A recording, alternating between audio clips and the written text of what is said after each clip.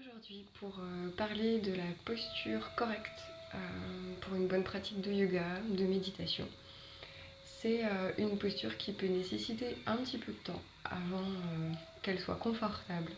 Donc c'est vrai que chez nous en Occident, on n'a pas trop l'habitude de s'asseoir en tailleur. Et malgré tout, c'est quand même une posture qui va permettre d'ouvrir vraiment les hanches, de trouver son assise, sa stabilité. Et c'est aussi une posture qui va te permettre de te respecter, de t'honorer. Voilà. Donc c'est vraiment important que tu puisses pratiquer cette posture dans quelque chose qui est confortable.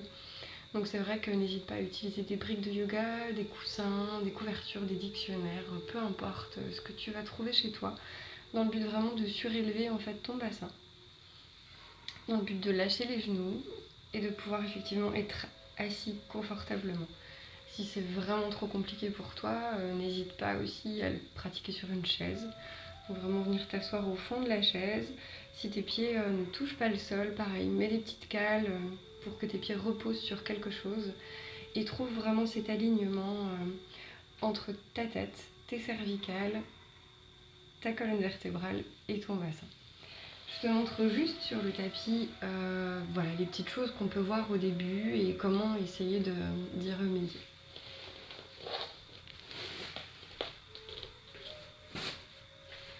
Donc c'est vrai que si on n'utilise pas de renfort, la plupart des gens, on va avoir les genoux qui remontent et le dos qui s'arrondit.